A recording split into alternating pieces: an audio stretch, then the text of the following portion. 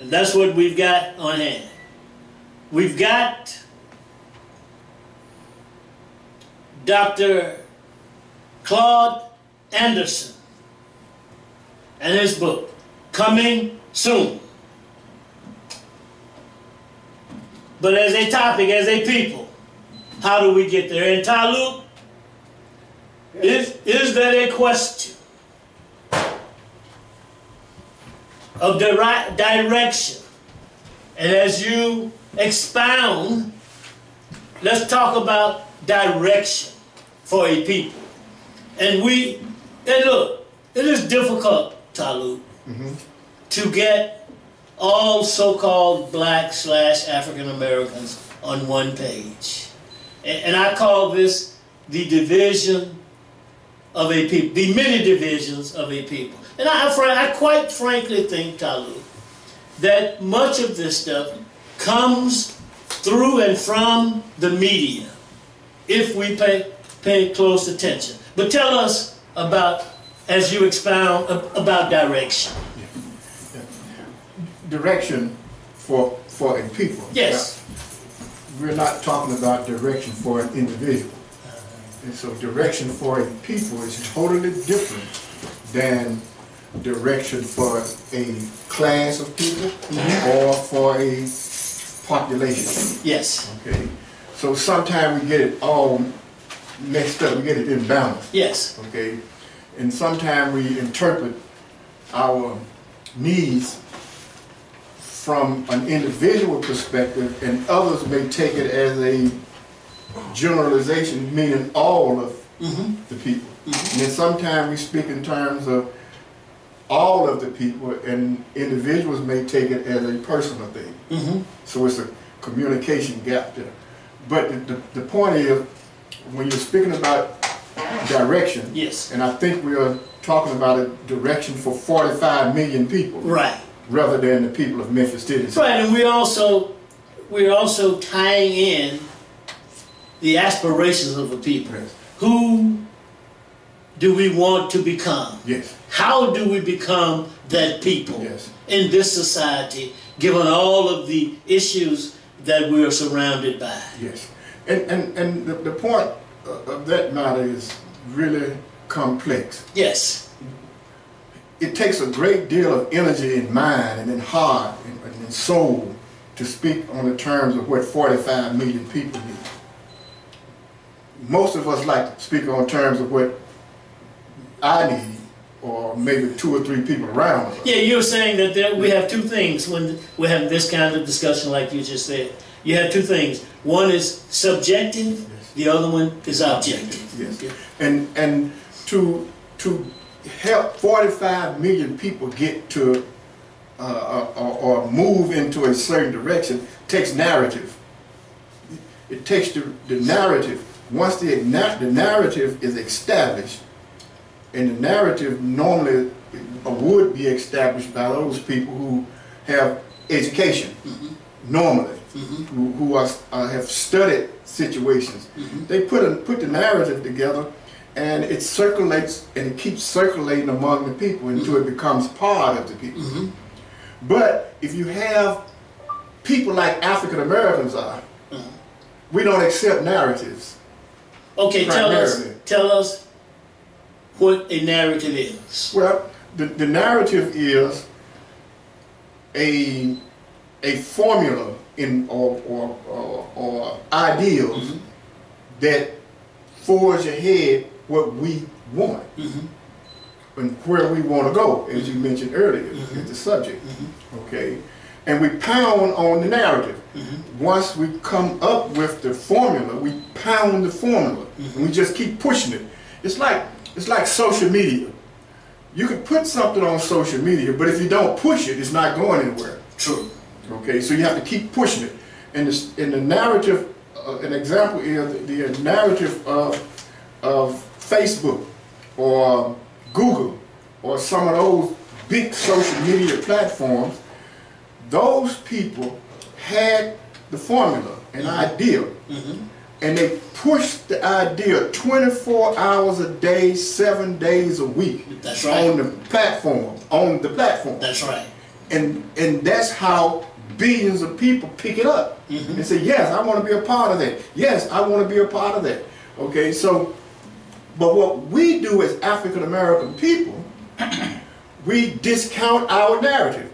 One Now, more is that what you mean when you say, in general terms, African Americans reject, don't accept? Yes. And okay. An example. I have an example. Come on. I would like to use the example of Malcolm, Elijah, Muhammad Ali, and Imam Jami Muhammad and Farrakhan.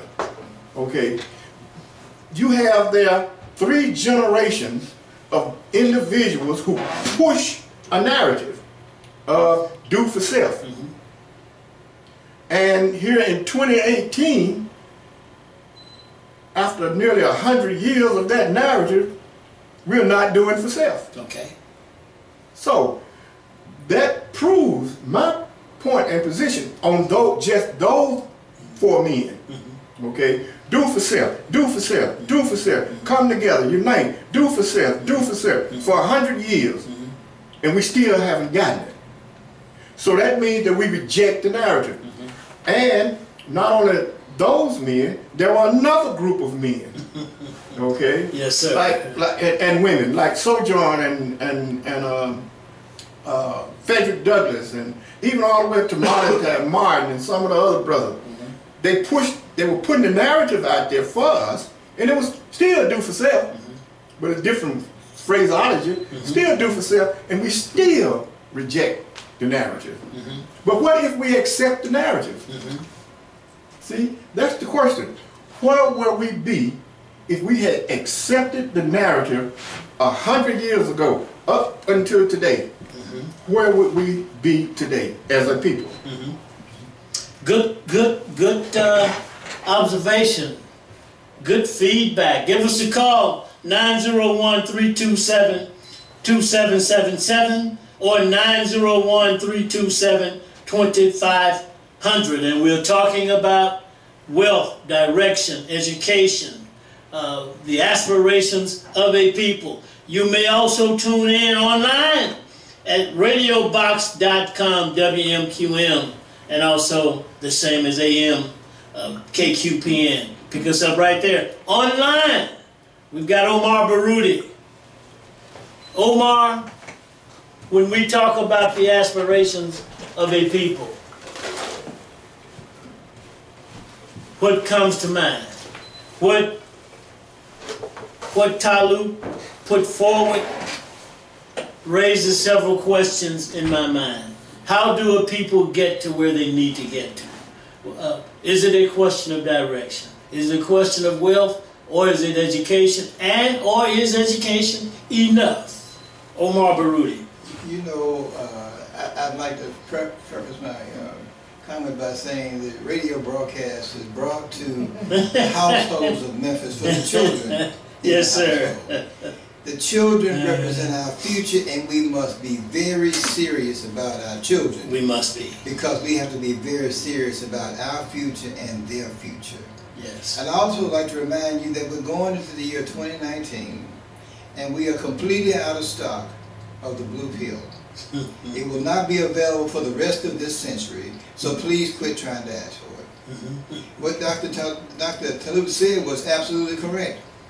The narrative. Let's think about that for a minute. After we got out of slavery, we were building black cities, Black Wall Street. We were building, towns and businesses all over the place. And if you look at it then, there was not much brainwash because the media wasn't like it is today. So we were mostly congregated among ourselves and doing for self.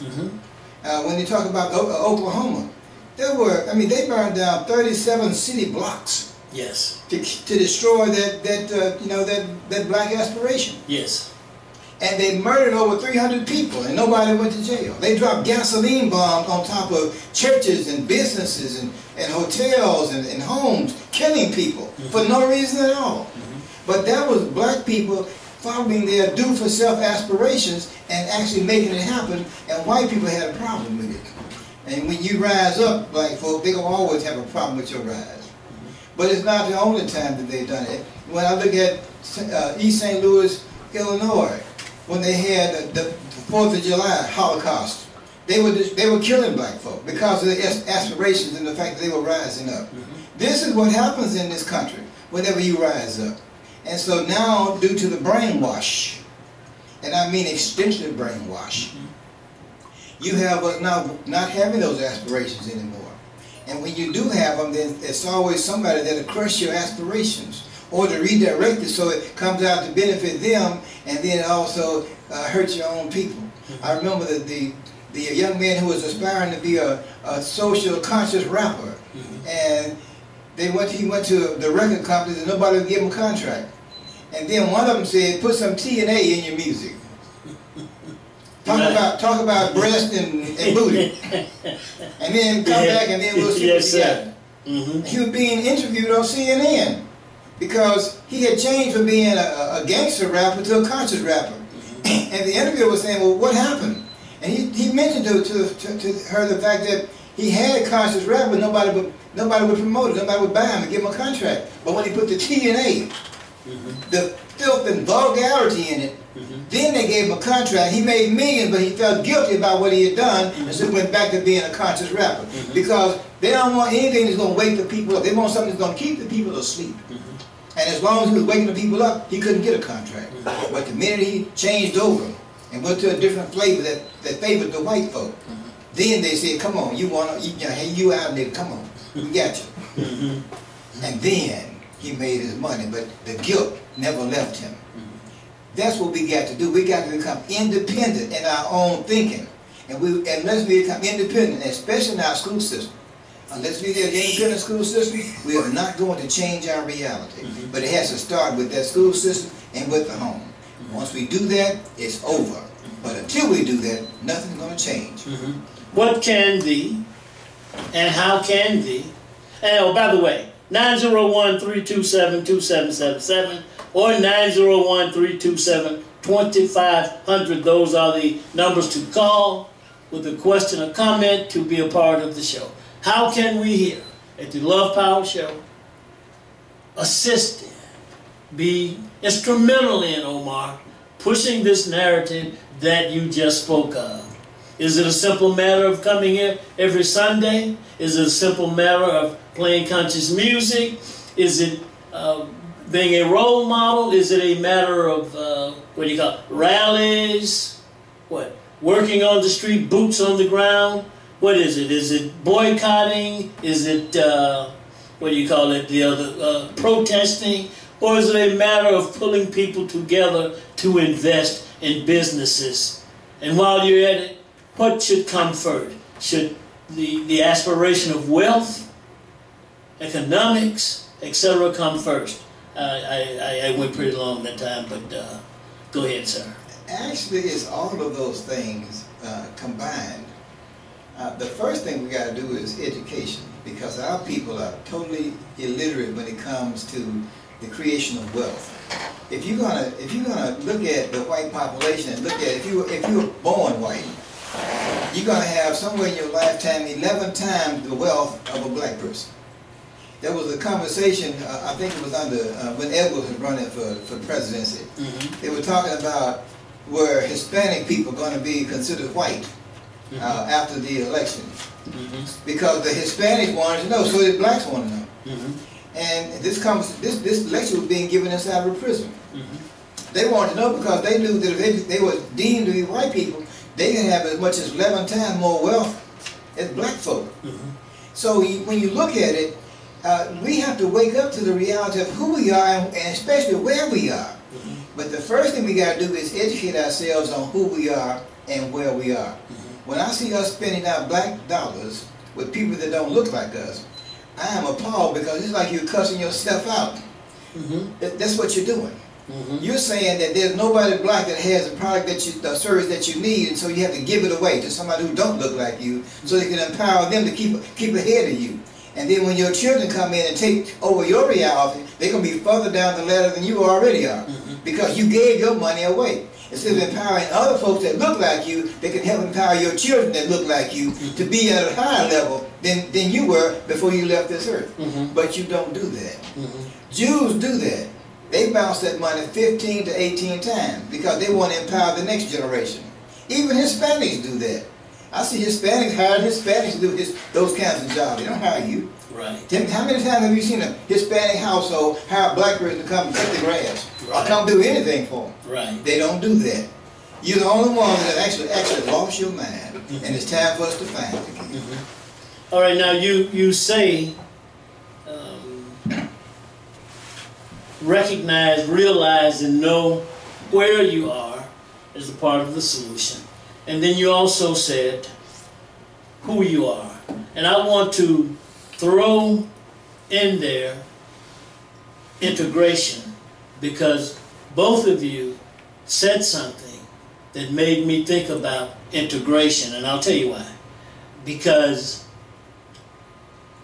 I remember a time when things were different, as you spoke, the two of you spoke about do for self. Integration came in, and if you've not paid close attention, you've not realized what has happened. And we see a lot of this stuff is subtle. And a lot of it, problems are promoted by the media, and it's a trick, thereby fooling so-called black people. So let's talk now about where we are as a people and who we are as a people. And I've got a few questions here to help us build on that, hey, narrative. Hey, give us a call right here. 901-327-2777 or 901-327-2500. Take it away, Omar. You know, integration was one of the most tragic events that took place in the black community in this country because there was no real integration. Right now, the public schools are more segregated now than they were in the 1960s when they brought about integration. 73% of our children in the elementary schools are taught by white teachers, but the money is not coming to us, and neither is the aspiration for that child being a benefit to the child. When you look up and there's a white teacher, it's almost as if black folk can't do that. They don't have the capacity to be a teacher in your school system. But integration was not a benefit to us in the manner that they claimed it was. We were looking for equality, not integration. Give us the same resources you give everybody else, and we'll make it work. We were doing it on little or nothing. Right. We could have done even better if we had the resources, but we didn't have the resources. And then you said, well, you know, separate but not equal. You know, it was against the law. Separate but equal would have been great. It was good, right? Yeah, if it had been equal. Well, great, yeah, great. Yeah. You're right. But we weren't equal. It was separate and unequal. That's what the law should have addressed. But when we go back in time and look at that, then we realize that's what Dr. King said, I have integrated my people into a house that's burning. That's on fire. That's on fire. Right. What was the on fire part?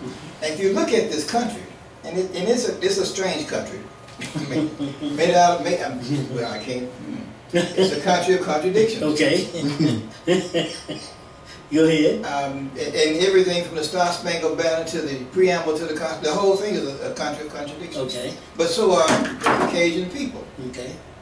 When I look at the people, for example, give some simple examples. Okay. They're talking about the Koreans having a nuclear weapon. Okay, well, your friend Israel has a nuclear weapon and you never talk about it. Right. And that's because you know they stole the secret, built a weapon, and you never complain because in that Middle Eastern area of the world, you need that white nation to be your vanguard in case something happens that's against your best interest. So you don't ever talk about their weapons, but you talk about the Korean. Now, what we should do to make the playing field level is give every country a nuclear weapon. Then nobody can use it. Right. Or take it away from every country, including America, then nobody will have it. If you're trying to really be a one nation under God, and you're going to love everybody, which you don't do, and you ain't no nation under God. Okay. What you should do is bring all troops home. You are fighting seven wars on 7 different countries right now that the people are not even aware of. Bring everybody home. You don't need a military base anywhere in the world except on your own shores in case somebody attacks here. Bring them out of those countries, bring them back to this country. You talk about Russia overthrowing the election with Hillary Clinton and Donald Trump. Tell you what, you quit overthrowing elections in other countries as well. How many times have you gone into a country overthrown the people's choice and actually assassinated the person that they chose? How many times they come over here and assassinated the president of America? If you're going to really look, you got to know where you live. and know what the time is. And right now, as a people, black people, we don't know. This radio show is designed to wake you up. Okay. It's going to do that every time. If the airwaves come on and we're on the Love Power Show, we're going to be here to wake you up. And some of us will never wake up, unfortunately.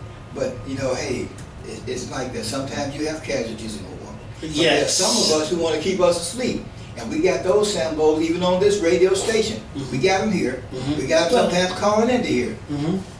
Right. But if they call in, you ought to know who they are by the way they speak, because Sambo has a certain language that the master approves of. And you know, if he's pleasing the master, then he ain't with you. Well, thank you. But I want to ask you one more question, and then I want to go back to Ta-Lu, and at some point I want to bring Cedric in when he finishes with the camera work there. What's going on in the public school systems that you spoke about, Omar, that is, let me just say, extremely problematic? Let's look at the public school system itself. America ranks somewhere around the middle when you look at countries around the globe that rate their public school systems. Korea, Singapore, those countries rate above America. Finland rates above America. There are a lot of countries that rate above America because of the way they handle the educational system in their countries. And one of the things I do notice about those consistently is that when there is a child who is lagging behind, they give that child special attention to make sure they catch up. Sometimes one-on-one instruction with a teacher, often one-on-one instruction. But and that's often, and what I find too is that most of the time when a child lagging behind is because they're coming from a household that's below the poverty level. Whether it's in Singapore, Korea, or wherever it is, that household is below the poverty level, and they need some extra resources, and they also need some extra help to get that child up to speed. They also put more money into education. It ain't just just do it the best way you can. They are very serious about education in those countries, because they're looking at their own future, trying to make sure that children are prepared for a world that's going to become more and more globalized, and the children have to compete on a global scale. So they're not just putting a couple of dollars in and saying that ought to do. Most of these countries have private schools, but it's very minute number, sometimes 1 or 2%. But the private schools also are heavily regulated, so they don't take any resources from the public schools. And some of those that have private schools, they have to give some of their resources to the public schools. But that educational system is really geared towards the child and towards the future of their country. America is so racialized.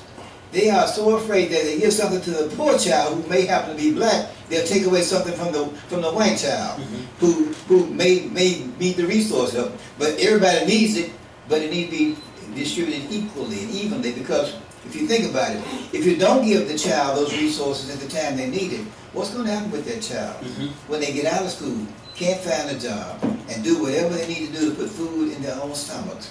You're going to spend trillions of dollars incarcerating children who are now adults, instead of spending hundreds of millions of dollars to educate the children so they can become a productive member of the society.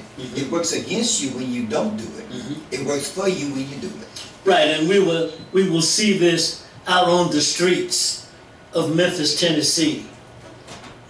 The street corners and etc. Every day. Yes, every day. And Ta-Lu said something, maybe it was last week, maybe it was week before last, but the point of it is, he said that it hurt his heart to see this. And so the two of you pointed out something. Cedric is ready to join us. I'll come right to you, Cedric.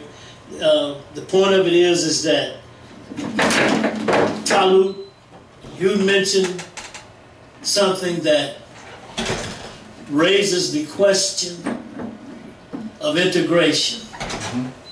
You spoke about previous times for black people, African Americans in this country. And then that brought in to the equation the question of where are we today as a result of integration. So if you expound some on integration, contrast and compare the two. Yes. We have excellent examples among us today. If we just take a brief tour into the past, there were no integration. Just that simple. Okay, another excellent example, and I'm just going to pound on those 4 men that I spoke of earlier. The Honorable Elijah Muhammad, Imam W.D. Muhammad, Muhammad Ali, Farrakhan, and some of the other brothers. See, let me tell you this. We have to understand as a people that regardless of what one's philosophy is, if they are expounding on the progression of our people, we need to accept that. Now, during those days, 60, 70, 100 years ago, 50 years ago, these men put together an alternative education. And it was an education that many of us spent decades learning. Decades, 2, 3 decades, 4 decades, learning this alternative knowledge. Well, they didn't fare poorly. They did excellent. They did very, very well. They were very, very prosperous. They were very intelligent people. They were people who represented us well. Yeah. Very well. But it was an alternative thinking. It wasn't in the mainstream thinking. That's where African Americans are most comfortable, in the mainstream thinking. Who controls the mainstream thinking? Our oppressors. Come on. Now, but if you look at what those people established in the past and today, and look at where the general population of African Americans are today, a stark difference, a profound reality. The people that established the alternative principles of yesterday were a whole lot more successful than the people who established the principle of integration. Integration has not worked. And I know some of us say, okay, well, at least through integration we got some jobs. Okay, with those jobs, them quota jobs, those jobs when you got to have so many of us in the corporation. What do you call that one? You said it right, quota. Yeah. In other words, you can get placed based on the color of your skin. Yes. So we buy that. We love that idea. Then all I have to do is put in the application and I'm black, I'm gonna get hired. But that's a poor idea. You know, that's a poor position to be in. That your skin color gets you what you want, but your mind doesn't get you anything. That's right. Your thinking is not part of the process. It's just, we need to have 3 of y'all in here. Right.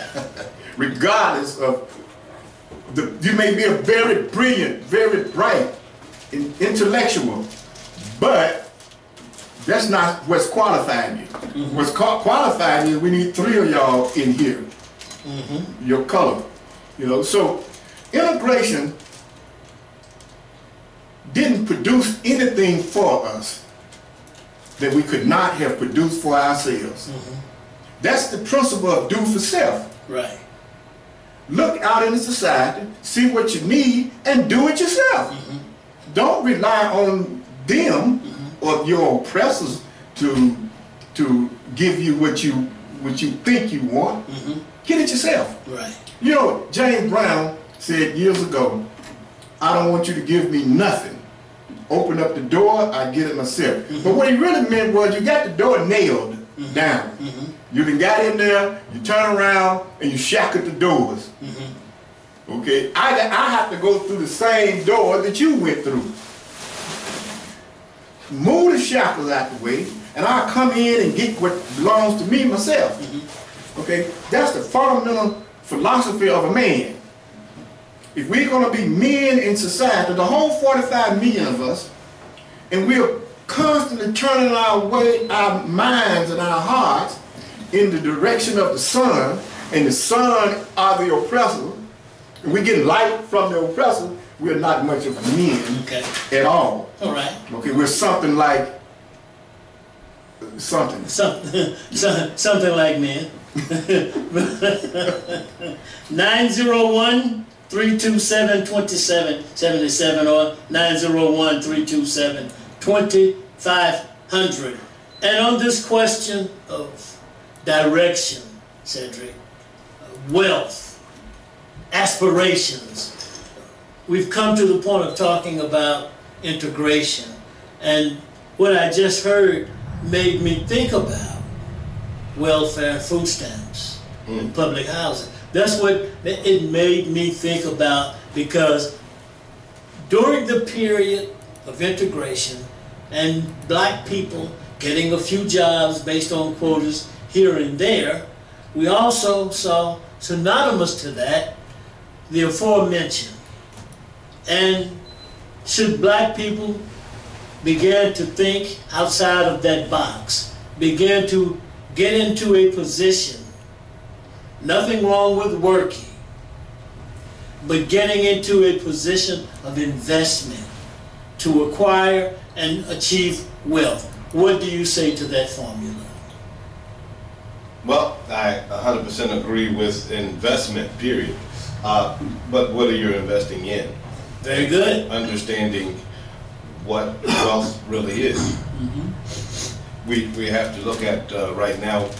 I saw a video of a friend of mine was interviewing a guy. He interviews people from time to time, and he interviewed a young man who explained to him that he had 120 pairs of sneakers, and he makes sure that he doesn't wear the same pair every day.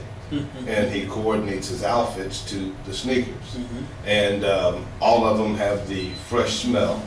And that's, very important, because if they don't have a fresh smell, they're not good anymore. You have to buy a brand new pair that has these smells. So what I'm saying is, yes, we have to collectively put ourselves together, but I don't think that we have to even worry about the oppressor. I say we don't have to worry about them when we're building our own wealth. If we're going to independently build your own wealth, then we have to be mindful that there are some attackers. But we have to focus more on what we're doing. What is our plan? What is our strategy? What are we doing? And are we really doing it, or are we talking about it?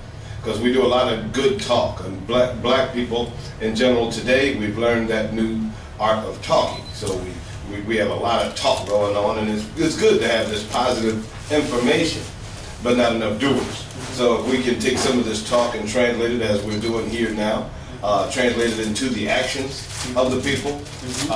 We have, and just same thing, we have a young lady right now. She's a single mother, husband is in prison. She has 4 children, and she's a good mother. I mean, a good woman, and she works every day.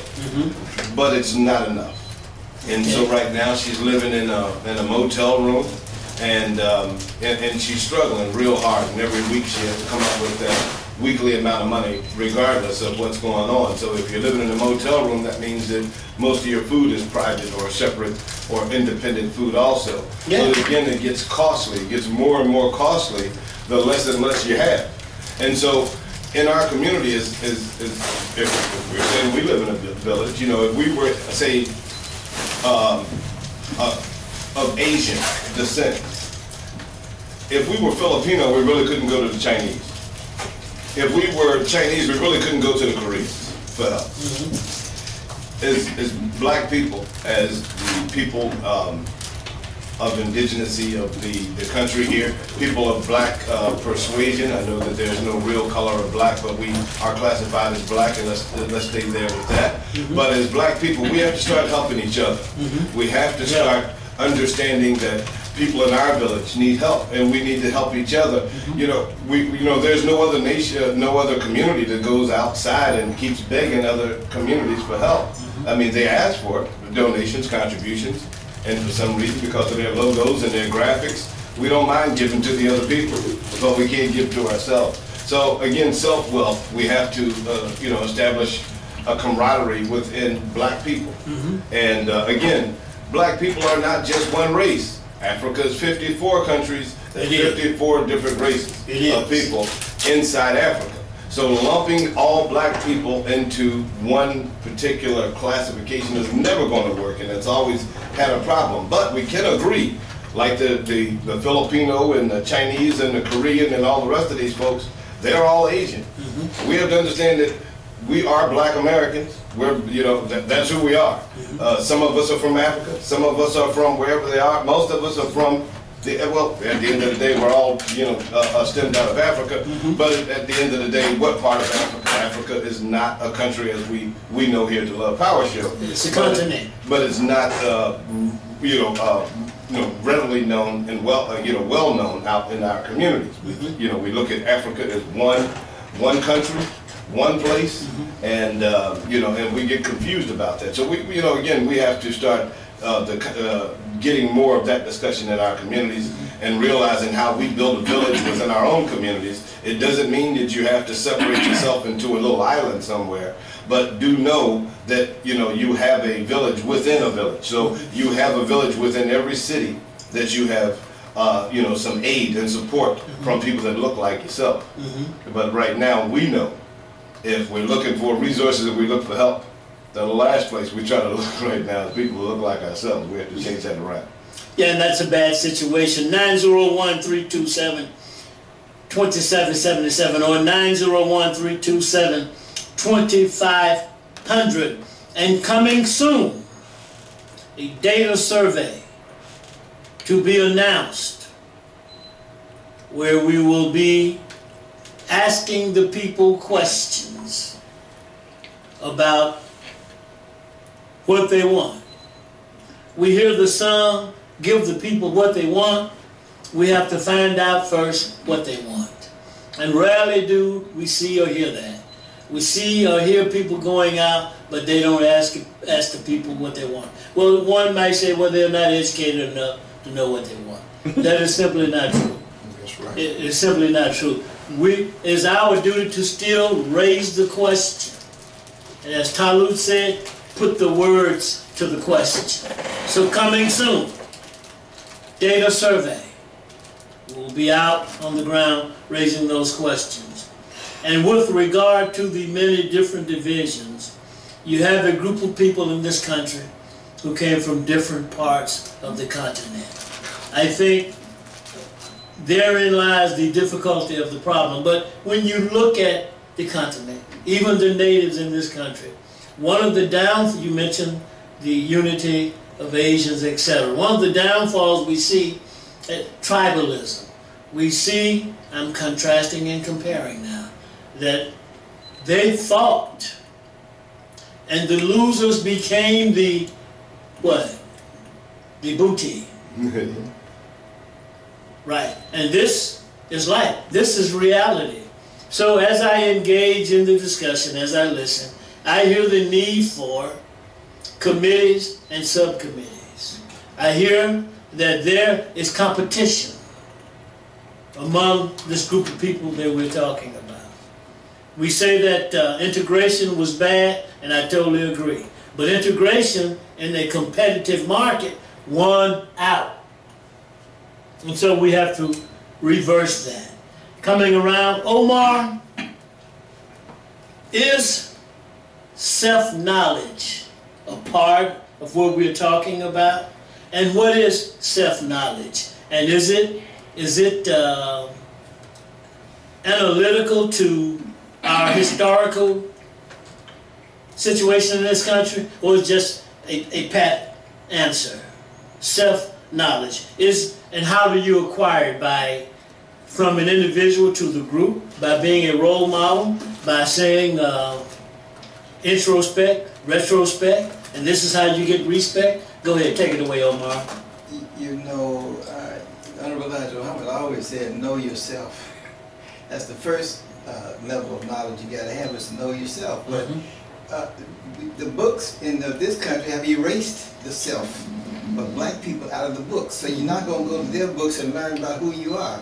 And those that do have some of it in there, many of those self-images of black folk is distorted. But let's go back to self-knowledge. Africa Africa is the origin of civilization, so says their archaeologists and their scientists. Not Omar, but they said it. So since you love them, then these scientists are those who are highly educated, then they say, for the benefit of all Europeans and Caucasians, that Africa is the origin of civilization. And everywhere you go on earth, and I mean everywhere you go, you can't pull a rock up without finding a black man was there first. Nowhere. Iceland, China, Japan, anywhere you go, Afghanistan, they're there and they're still there. They never left. They want you to know, hey, we still here, y'all. For 66 trillion years, we've been here and we still here. So you got to know who you are, and then you got to know that you originated out of the continent of Africa, which is not named after an African. I'm not sure what the original name should be. I'm sure Leo Africanus is not an African. And I was told we never went there, but they named the continent after a man who never went, so they put on the continent. But let's go even further. Right. Once we find out who we are, then we realize that we are the mothers and the fathers of civilization all over the earth. I don't care what the flavor is, whether it's Chinese, Japanese, French, German, whoever it might be, it does not matter. We are the mother and father of that civilization, hands down, according to their scientists. Even down in Central and South America, nothing has changed. We have to know who we are and the fact that we are the beginning, and the book says we will be here in the end. So once we know that, then we can get away from those stereotypes. We are confused about who we are, and we run from blackness. I don't run from it. I have been reminded too many times by white folks who I am. And they use the word nigger, another nigger, another nigger. Look, I'm okay, good. I might be light-skinned. At one time I had curly hair, but I was still a nigger, without any doubt. And of course, and that's been in their eyesight. But when I started researching my own history, I realized that, hey, I am the first in God's creation. And if I look in the Bible, I used to be, I used to be in the Sunday school, teaching, trying to be a Christian minister. Then I realized that if you read the scripture, literally, Adam was made out of the dust of the earth. I've never seen any white dust and pink dust. It might be some, y'all need to show it to me. But then for Adam and Eve to be the mother and father of civilization, I can't imagine white dust making black people. I can't imagine that being the case. For my Christian friends in the listening audience, if you can find some way to convince me, then please call me at 901-239-1555 because I really want to be convinced. On your personal number. Personal number. By the way. Because I don't want to lose your friendship, but I do want to make sure we have some clear understanding today, going forward into the new year. And the number here is 901-327-2500 or 901-327-2777. And speaking of do for self, investing, creating your own business, we've got a treat here. We've got muffins from Lily's Gourmet's Muffins. And we've already started. Can you see us on Facebook over there? You see us on YouTube? Yes, sir. We've already started to break them open and tear into them. Lily's Gourmet Muffins. And, well, this is not my first time eating them. It's my first time. And how do they taste? I tell you, I was just sitting here thinking, I've never tasted a muffin this good before. and I was reading the ingredients, and the muffin I'm eating, I'm a chocolate eater. And unbleached flour, zucchini, cane, sugar, eggs, granola oil, cocoa, kosher spices, pure vanilla extract, a little salt, I guess, baking powder, baking soda, vitamin C, and yogurt.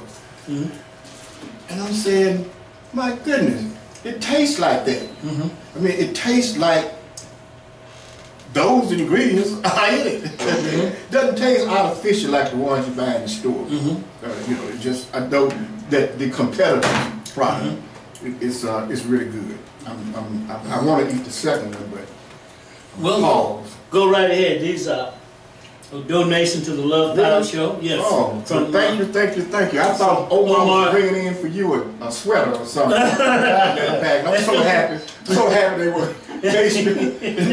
Nobody about Miss Lily herself. Did you try one, Cedric? I didn't try one as well. You know what I did, and I think I mentioned it on the air. I was in the supermarket and I was getting to the line, and I saw that green and white striped box, and it just looked like it was a nice, fresh pastry. And I picked it up and I put it in the cart, and the friend was with me said, "Oh, that's Omar's and them stuff. So you support him too, huh?" So I said, "No, I didn't know that." I said, "Wait a minute, this is Omar Barudi's wife?" "Yes, this is Omar." In the supermarket, we were in Kroger. That's big. I mean, that's big for anybody who knows about business. And I never had a clue. But then after I tasted them, I'm glad that I see some sitting up in here right now. And I was surprised, because if you go and try to get the quality that you see here, and you just read in the ingredients, in another brand, I mean, they're like 3 times the price. If you're talking about taking away all of that crazy stuff that you can't pronounce, you pronounced everything that was in that, and it's in the ingredients, and we understood what was in the ingredients. Now that's what I'm talking about. So yes, I love them, and I appreciate them being out here. Yes, and I will say that Omar and his wife, they are demonstrating by example. They are in business, doing business, investment, and we greatly appreciate them in the community. We've got a call. You've got about 2 minutes, caller. Yes, sir. Yes, sir. Go right ahead, sir. Turning my phone up at a hard time here. I got a couple questions here. Yes, sir. First of all, I'd like to ask, and I'm not asking this for any controversial reason, what are you gentlemen's religious background? What are they? Your what? Yes. Well, I think that each man here will speak for himself. Yeah, each person here will speak for himself. How about that? Okay. All right, Talut, I think he's ready to go. I'm gonna tell you. Yes, I've been practicing the religion of Al-Islam for nearly 42 years. I promise you, I'm not being smart, but I cannot hear you. I'm trying to get this together. Go ahead, Tom. Yeah. I've been practicing the faith of Al-Islam for 42 years. I changed my name when I was 23 years old from my given name, and legally when I was 23. I've made Hajj. I've left America and gone on Hajj, and I'm back. I've done the things that most people would not have done. I've given enormous contributions to the community in the form of various organizations that are against crime and violence and drugs. So to inquire about religion is, to me, like inquiring about whether or not each one of us had gone to the moon or not. Okay, sir, but I did not even hear what religion you, I didn't even hear what you said when I asked you the question. Because that's not really my question. That's not really the reason I called. I want to ask you another question. But I did not hear your... He said, have you ever heard of Islam? Oh, yeah, okay, I heard of Islam. Yeah, he said Islam. Okay, let me ask the question. I got 2 questions. Okay. Okay, there's a difference between being a native and a biological born, right? A native and a biological born? Biologically. Biologically? Yes. I don't understand that question. Well, let me get, my 2 questions is... Well, if a person is biological... I'm going to ask you the question, if you know, and this is the question that I've asked many times to many people, and I'm just curious to know your answer. What was America called before it was called America? And my other question, the reason I call you, if Adam and Eve was created in Africa, okay, I know they're native Africans, but what are they biological? Those are my 2 questions. Those are the reasons I called. But I asked you the first question. I want to see if you guys can elaborate on it. Okay, you want to see if we can elaborate on it. Well... Let's do the first question. What was America before it was called America? What did it actually, I don't know why you wait so late to call. And that's not the topic.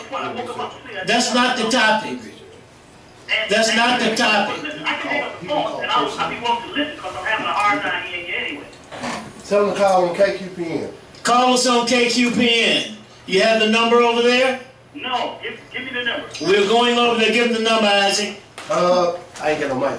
901 901 452 452 3094. 94. What's that other number, Isaac? 324 324. You got it? Now I'll give you another one. 324 Because I ain't writing it down, so just let me remember this one. Okay. 394. Right. Now listen. We will talk with you a little bit, but that's not the topic, okay? Well, listen, no, that's okay. You don't have to talk with me. I just want you to elaborate on it a little bit for me. All right, we'll do that on the other show. What time is the other show? 3 o'clock. Coming up now. Okay, so We I'll start taking calls after 3:15. We start taking calls about 3:15 or after. And what's your name, sir? My name is Terry. Terry? Yes. Okay, Terry. Okay, I appreciate you. All right, man.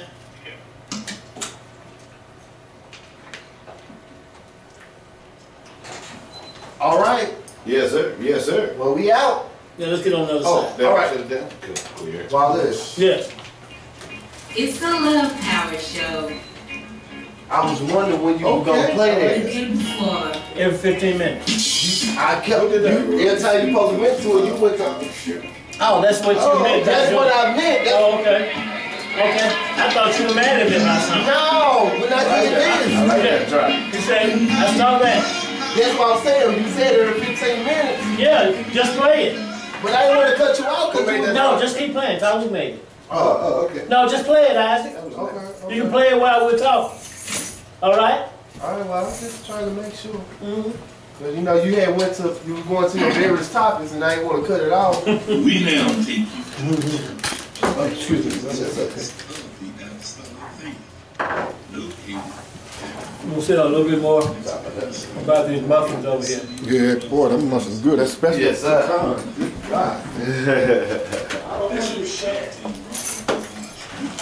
right. You know what though, he asked you about the name of the America before the name of America. Who names the continent?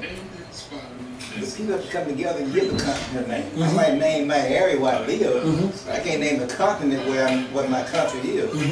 So they had over 500 Indian nations. So did they all 500 come together and say we're gonna name this place? No. Now, Isaac, do we have that? We don't have that over there yet. He have to put it on the other side. Okay, we see. You're right. Terry, I think he called, yeah.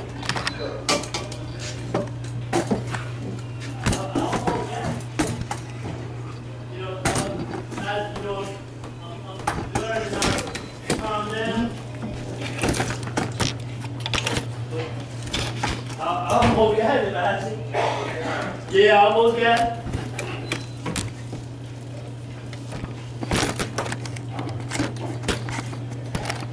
Yeah.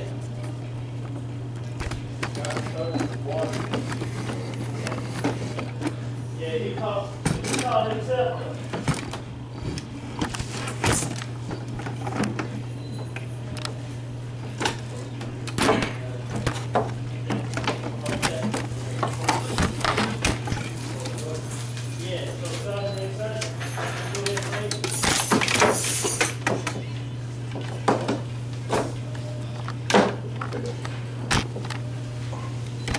And email me it or something, and I can put it over here.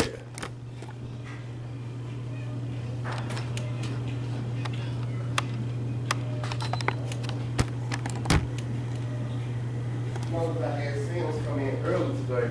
Yeah, I saw that. I did it for a reason. Okay. Yeah, he didn't know to just go ahead and play it. Yeah, I didn't know. I thought you were going to say. All thing I wanted you to say is, well, we couldn't go to a break.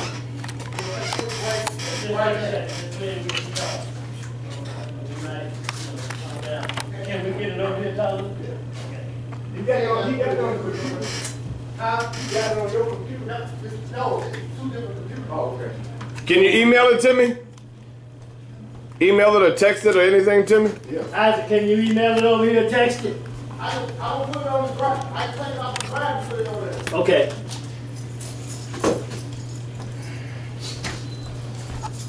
Yeah,